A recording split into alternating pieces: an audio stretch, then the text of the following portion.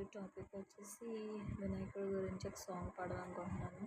ఎందుకంటే పూజ చేసేటప్పుడు చాలామంది సిగ్గుపడతారు, సాంగ్స్ పాడడానికి ఇష్టపడరు.